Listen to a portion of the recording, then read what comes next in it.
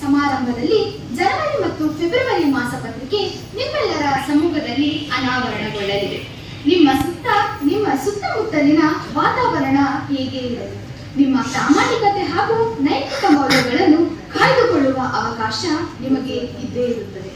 ಅಮೃತವಾಣಿ ಶಾಲೆಯಿಂದ ಮನೆಗೊಂದು ಪತ್ರಿಕೆ ಅನಾವರಣ ಸಂಭ್ರಮದ ವೇದಿಕೆಯಲ್ಲಿ ಸಂಸ್ಥೆಯ ವಸತಿ ನಿಲಯದ ವಾರ್ಡನ್ ಅಮೃತ ಭಾರತಿ ಪ್ರೌಢಶಾಲಾ ವಿಭಾಗದ ಮುಖ್ಯೋಪಾಧ್ಯಾಯಿನಿ ಶ್ರೀಮತಿ ಅಪರ್ಣಾ ಆಚಾರ್ ಇವರು ಸಹ ಉಪಸ್ಥಿತರಿದ್ದಾರೆ. ಇವರೆಲ್ಲರನ್ನು ಅನಾವರಣ ಸಮಾರಂಭಕ್ಕೆ ಪ್ರೀತಿಯಿಂದ ಆಮಂತ್ರಿಸುತ್ತೇನೆ. ಕರ್ತವ್ಯವನ್ನು ಮಾಡು ಕೀರ್ತಿ ನಿನ್ನ ಕಾಲಡಿಯಲ್ಲಿ ಬೀಳುತ್ತದೆ, ಗೌರವ ತಾನೇ ಹುಡುಕಿಕೊಂಡು ಬರುತ್ತದೆ. ಅನಾವರಣ ಸಮಾರಂಭದ ಸಂಭ್ರಮದಲ್ಲಿ ಭಾಗವಹಿಸಿದ ಸರ್ವರನ್ನು ಸ್ವಾಗತಿಸಲು ನುಡಿ ನವನೀತದ ಮೂಲಕ ಬರುತ್ತಿದ್ದಾರೆ 10ನೇ ತರಗತಿಯ ವಿದ್ಯಾರ್ಥಿನಿ ಕುಮಾರಿ ತನ್ವಿ ಎಸ್ ಕೃಷ್ಣ.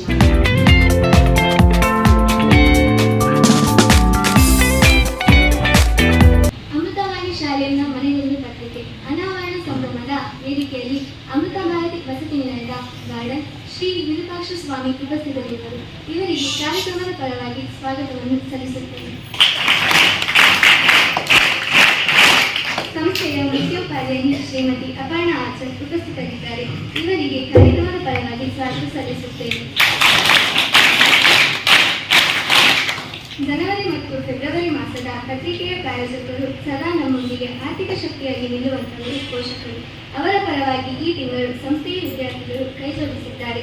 2025-26ನೇ ಸಾಲಿನ 10ನೇ ಎ ಮತ್ತು ಬಿ ತರಗತಿಯ ವಿದ್ಯಾರ್ಥಿನಿಯರು ಪತ್ರಿಕಾಭಿಮಾನಿಯಾಗಿದ್ದಾರೆ. ಇವರಿಗೆ ಅಮೃತವಾಣಿಯ ಪರವಾಗಿ, ಟ್ರಸ್ಟ್ನ ಪರವಾಗಿ, ಕಾರ್ಯಕ್ರಮದ ಪರವಾಗಿ ಕೃತಜ್ಞತೆಯೊಂದಿಗೆ ಸ್ವಾಗತ ಸಲ್ಲಿಸುತ್ತೇನೆ. ವೇದಿಕೆ ಮುಂಭಾಗದಲ್ಲಿರುವ ಗುರುಜಿ ಮಾತಾಜಿಯವರಿಗೂ ಸ್ವಾಗತ ಸಲ್ಲಿಸುತ್ತೇನೆ.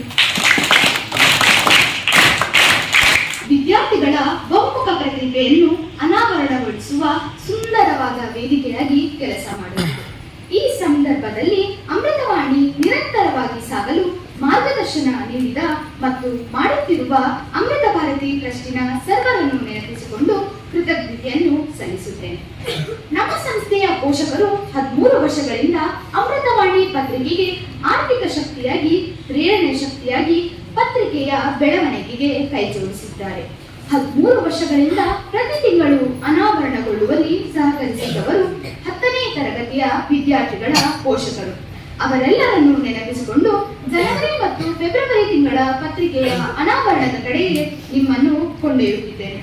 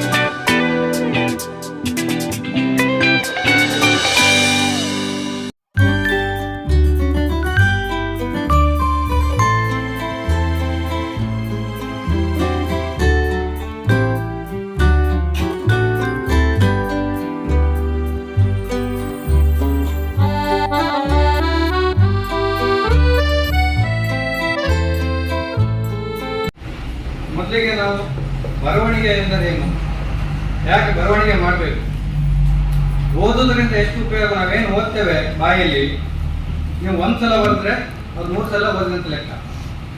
ನಾವೇನು ಮಾಡ್ತೇವೆ, ಸುಮ್ಮನೆ ಪುಸ್ತಕ ಹಿಡ್ಕೊಂಡು ನಾವೇ ಮಾಡ್ತೇವೆ, ಸುಮ್ಮನೆ ಬಾಯ್ಪಾಠ ಆಗ್ತಾ ಇರೋದು.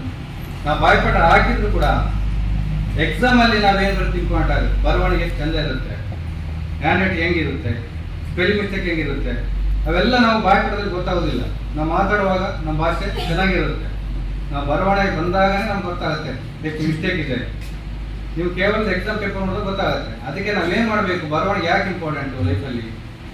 ಈಗ ನಾನು ಎಲ್ಲೇ ಒಂದು ಥಾಟ್ಸ್ ಓದಿದೆ, ಅಂದರೆ ಲವ್ ಆಲ್ ಸರ್ವಲ್. ಏನರ್ಥ, ಒಬ್ಬ ಕವಿ ಆಗಿ ಕಾರಣ ಅದೇ. ಸುಮ್ಮನೆ ನೋಡೋದು ಅಲ್ಲೇನೋ ಕೊಟೇಶನ್ ಹಾಕಿದ್ದಾರೆ ನೋಡಿರ್ತೇವೆ, ಅದನ್ನು ಪುನಃ ಮನನ ಮಾಡಿದಾಗ ನಮಗೂ ಅನಿಸುತ್ತೆ ಈಗ ಒಬ್ಬ ಕವಿ ಏನೋ ಬರೀಬೇಕಂದ್ರೆ ಒಂದೇ ಸಲ ಬರೀಲಿಲ್ಲ, ಅದ್ರ ಬಗ್ಗೆ ಯೋಚನೆ ಮಾಡ್ತಾ ಇಲ್ಲಿ ನೋಡೋದಂದ್ರೆ ಅವನ ಮನೆ ಹತ್ತನ ಪ್ರವಚನಕ್ಕೆ ಯೋಚನೆ ಮಾಡ್ತಾನೆ ಅದ್ರ ಬಗ್ಗೆ, ಅವಾಗ ನಾವು ಕವಿ ಆಗ್ಲಿಕ್ಕೆ ಸಾಧ್ಯ. ಈಗ ಲವಲ್ ಸರ್ವಲ್ ಅಂದ್ರೆ ಏನು? ಸಿಂಪಲ್, ಎಲ್ಲರನ್ನು ಪ್ರೀತಿಸು ಅಂತೇಳಿ. ನಾವು ಅದನ್ನ ಏನು ಮಾಡ್ತೇವೆ, ಲವಲ್ ನಾವೆಲ್ಲ ಒಂದು ಕೊಟೇಶನ್ ನೋಡ್ತೇವೆ, ಅದಕ್ಕೆ ಬಿಡ್ತೇವೆ. ಅದನ್ನ ನಾವು ಯಾರೋ ಬರ್ತದಕ್ಕೆ ನನಗೆ ಗೊತ್ತಾಯ್ತು, ಎಲ್ಲರನ್ನು ಪ್ರೀತಿಸಿದ್ರೆ ನನ್ನ ಮೇಲೆ ಯಾರು ದೋಷ ಮಾಡೋದಿಲ್ಲ ಅಂತೇಳಿ ಅಲ್ವಾ. ಇನ್ನು ಯಾರೋ ಬರೋದಕ್ಕೆ ನಾನು ಇನ್ಸ್ಪೈರ್ ಆದೆ. ನಾವು ಬರವಣಿಗೆಗೆ ಒಂದು ಇನ್ಸ್ಪೈರ್ ಆಗೋದು ಯಾವಾಗಂದ್ರೆ ನಾವು ಚೆನ್ನಾಗಿ ರೀತಿಯಲ್ಲಿ ಬರೆದಾಗ ಒಂದು ಪೇಪರಲ್ಲಿ ಯಾರೋ ಬರ್ದನ್ನ ನೋಡಿ ನಾವು ಎಲ್ಲಾದ್ರೂ ಉದ್ಧಾರ ಆಗ್ತೇವೋ ಅಂತೇಳಿ ಆ ಅಕ್ಷರದಲ್ಲಿ ಗೊತ್ತಾಗುತ್ತೆ ನಮ್ಮ ಬದಲಾವಣೆಗೆ. ಕೆಲವು ವ್ಯಕ್ತಿತ್ವ ಬಗ್ಗೆ ಬರೀತಾರೆ, ಯಾವ ರೀತಿ ವ್ಯಕ್ತಿತ್ವ, ಮನುಷ್ಯ ಹೇಗಿರಬೇಕು ಅಂತೇಳಿ.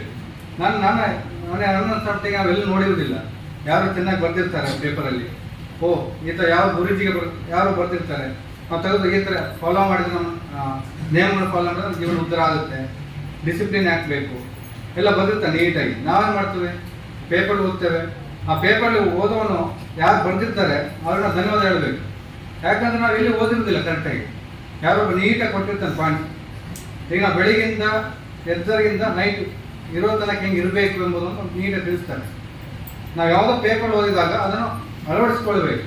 ನಾವು ಏನೋ ಪೇಪರ್ ಉದ್ಘಾಟನೆ ಮಾಡ್ತೇವೆ, ಆ ಪೇಪರಿಂದ ಉಪಯೋಗ ಆದಾಗ ಮಾತ್ರ ನಮ್ಗೆ ಉಪಯೋಗ ಅಂತ ಆಗುತ್ತೆ.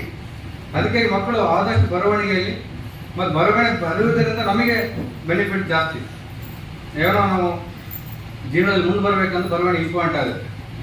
ಯಾವ ರೀತಿ ಹೇಳ್ಬೇಕಂದ್ರೆ, ನಾವು ಉದಾಹರಣೆಗೆ ನಾವು ಎಲ್ಲಿಯಾದರೂ ಫಂಕ್ಷನಿಗೆ ಕರೀತಾರೆ, ಏನೋ ಒಂದು ಬಿಡಿಸಪ್ಪ ನೀನು ಆಕ್ಸಿರೇಟಿಂಗ್ ತೋರಿಸು, ಏನೋ ಕವಿ ನೀನೇನೋ ಬರುತ್ತಾ ರೇಟಿಂಗು. ನಾವು ಎಷ್ಟೋ ಏನೋ 1ನೇ ಕ್ಲಾಸಿಂದ 10th ತನಕ ಏನೋ ಗೊತ್ತಿರ್ಬೋದು, ಸಡನ್ನೇ ಮನೆಯಲ್ಲೇ ಯಾರು ಗೆಸ್ಟ್ಗಳು ಬರ್ತಾರೆ, ಪೇರೆಂಟ್ಸ್ ಹೇಳ್ತಾರೆ ಮಗ ಒಂದು ಹಾಡು ಹೇಳು, ಏನು ಮಾಡ್ತಾರೆ ಗೊತ್ತಿಲ್ಲ. ಈಗ ಮಗ ಒಂದು ಲೆಟ್ರ್ ಬರ್ಕೊಡು, ನಾವು ಆಫೀಸಿಗೆ ಕೊಡ್ಬೇಕು ಕಚೇರಿಗೆ, ಲೆಟ್ರ್ ಗೊತ್ತಿಲ್ಲ. ನಾವು ಉದಾಹರಣೆ ಕೆಲವು ಮಕ್ಕಳು ನೋಡ್ತಾ ಇರ್ತೇನೆ, ನಾವು ಪಾಠ ಏನು ಮಾಡ್ತೇನೆ ಅನ್ನೋದು ಗೊತ್ತಿಲ್ಲ. ಸಮ್ಟೈಮ್ ನಿಂತ ನಾನು ಮೊನ್ನೆ 2 ಮಕ್ಕಳಿಗೆ ಲೆಟ್ರ್ ಬರೆದ್ರೆ ಗೊತ್ತಿಲ್ಲ, ಅದು essay 1 ಇತ್ತು, essay 2 ಇಲ್ಲ ಅದು ಅಂತ ಹೇಳ್ತಾನೆ. ಯಾರು ಅಟ್ಲೀಸ್ಟ್ ನಾಳೆ ಪೇರೆಂಟ್ಸ್ ಕೇಳಿದಾಗ ಒಂದು ಲೆಟ್ರ್ ಅದಕ್ಕೆ ಹೇಳಿ ಬರವಣಿಗೆ ಮಾಡ್ತಾ ಇರಬೇಕು.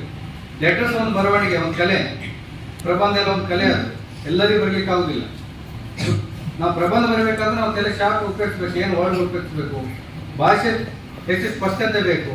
ನಾವು ಯಾವ ರೀತಿ ಸ್ಪಷ್ಟತೆ ಮಾತಾಡ್ತೇವೋ ಆ ಸ್ಪಷ್ಟತೆ ಅಕ್ಷರದಲ್ಲಿ ತೋರಿಸುತ್ತೆ. ಈಗ ಸ್ಪಷ್ಟತೆ ಮಾತಾಡಿಗೆ ಬರ್ತಿದ್ರೆ ಸ್ಪೆಲ್ಲಿಂಗ್ ಮಿಸ್ಟೇಕ್ ಆಗೇ ಆಗುತ್ತೆ. ಈಗ ಫ್ರೇಮ್ 2 ವ್ಯತ್ಯಾಸ ಇದೆ. ನಾವು ಕೊಡೋದ ಫ್ರೇಮ್ ಅಂತಂದ್ರೆ ಪಿ ಅಂತ ಹಾಕ್ತೀವಿ, ನಾನು ಫ್ರೇಮ್ ಅಂತಂದ್ರೆ ಎಫ್ ಬರಬೇಕಲ್ಲಿ. ವ್ಯತ್ಯಾಸ ಎಷ್ಟಾಗುತ್ತೆ, ನಾವು ಮಾತಾಡೋದ್ರಲ್ಲಿ ನಾವೇನು ಮಾತಾಡ್ತೇವೆ ಅಲ್ಲಿ ಬರಲಿಕ್ಕೆ ಆಗುತ್ತೆ. 2 ಇರಬೇಕು, ಭಾಷೆ ಹಿಡಿತಾ ಬರೀ ಹಿಡಿತಾ 2 ಇದ್ದಾಗ ಮಾತ್ರ ನಾವು ಒಂದು ಕಲೆ ಅಂತ ನಮ್ಮಲ್ಲಿ ಬರುತ್ತೆ. ಮತ್ತೆ ನಾವು ಇನ್ನೊಂದು ಸಂಸ್ಕಾರ ಸಂಸ್ಕೃತಿ, ನಾವು ಗುರುಗಳನ್ನೇ ಪಟ್ಟಿನ ಯಾಕೆ ಗುರುಗಳನ್ನ ನೆನೆಸ್ಕೊಳ್ಳೋದಂದ್ರೆ, ನನ್ನ ಜೀವನ ಉದ್ದಕ್ಕೂ ನನ್ನನ್ನು ಉದ್ಧಾರ ಮಾಡಿದ ಗುರುಗಳು ಮಾತ್ರ. ನನ್ನ ತಂದೆ ತಾಯಿ ಯಾವ ರೀತಿ ನನ್ನನ್ನು ಬೆಳೀಲಿಕ್ಕೆ ಸಹಕಾರ ಮಾಡಿದರೋ, ನನ್ನನ್ನು ಈ ಸ್ಥಾನಕ್ಕೆ ತಂದಿಸಲಿಕ್ಕೆ ನನ್ನ ಗುರುಗಳು ಮಾತ್ರ ಕಾರಣ. ಯಾಕಂದ್ರೆ ಗುರುಗಳು 1ನೇ ಕ್ಲಾಸ್ನಲ್ಲಿ ನಾನು ಕಲಿಸಿದನು ಯಾವ ರೀತಿ ಇರಬೇಕು, ಓದೋದು ಮಾತ್ರ ಅಲ್ಲ, ನನ್ನ ಜೀವನದಲ್ಲಿ ಸಂಸ್ಕಾರವನ್ನು ಹೇಳ್ಕೊಟ್ಟಿದ್ದೆ ಗುರುಗಳು. ಮೈನಾಗಿ ಮನೇಲಿ ಹೇಳ್ಕೊಡ್ತಾರೆ ಸೆಕೆಂಡರಿ, ಬಟ್ ನಾವು ಹೊರಗಡೆ ಬಂದು ಸ್ಕೂಲಲ್ಲಿ ಹೆಂಗಿರಬೇಕು, ಟೀಚರ್ಸ್ ಹೆಂಗೆ ಮಾತಾಡಬೇಕು, ಮತ್ತು ಹೊರಗಡೆ ಜನಗಳೊಟ್ಟಿಗೆ ಹೆಂಗೆ ಮಾತಾಡಬೇಕು, ಅದೆಲ್ಲವನ್ನು ಕೊಟ್ಟದ್ದು ಯಾರು ಮೈನಾಗಿ ನಮ್ಮ ಗುರುಗಳು. ನಾವು ಯಾವತ್ತೂ ಹೇಗೆ ಇರಲಿ ಗುರುಗಳು, ನಾವು ರೆಸ್ಪೆಕ್ಟ್ ಕೊಡೋದಾಗಲಿ ಅದು ಮೊದಲು ನಮ್ಮ ಪಾಠ.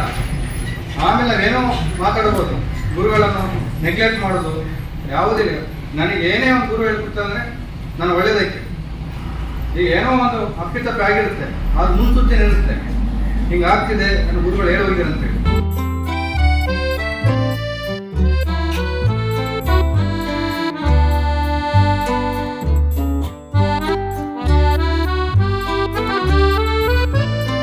ಅಮೃತವಾಣಿ ಶಾಲೆಯಿಂದ ಮನೆಗೊಂದು ಪತ್ರಿಕೆ ಅನಾವರಣ ಸಮಾರಂಭದ ವೇದಿಕೆಯಲ್ಲಿ ಸಂಸ್ಥೆಯ ವಸತಿನಿಲಯದ ವಾರ್ಡನ್ ಶ್ರೀ ವಿರೂಪಾಕ್ಷ ಸ್ವಾಮಿ ಉಪಸ್ಥಿತರಿದ್ದಾರೆ.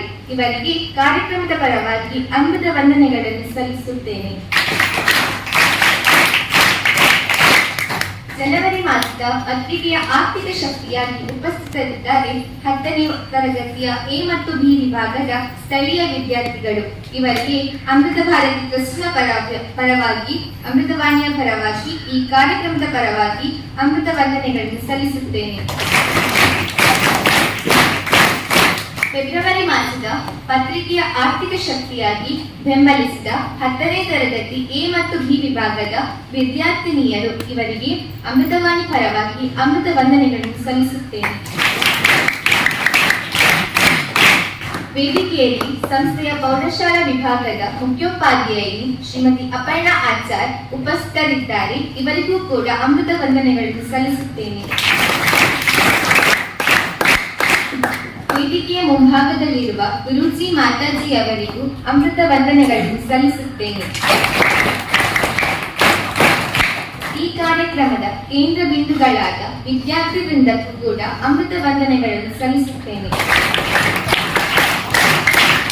ಅಮೃತವಾಣಿ ಮಾಸಪತ್ರಿಕೆಯ ಅನಾವರಣ ಸಮಾರಂಭಕ್ಕೆ ಪ್ರತ್ಯಕ್ಷವಾಗಿ ಪರೋಕ್ಷವಾಗಿ ಸಹಕರಿಸಿದ ಕಾಣದ ಕೈಗಳಿಗೆ, ಮನಸ್ಸುಗಳಿಗೆ ಹೃದಯಾಂತರಾಳದಿಂದ ಅಮೃತ ವಂದನೆಗಳನ್ನು ಸಲ್ಲಿಸುತ್ತೇನೆ.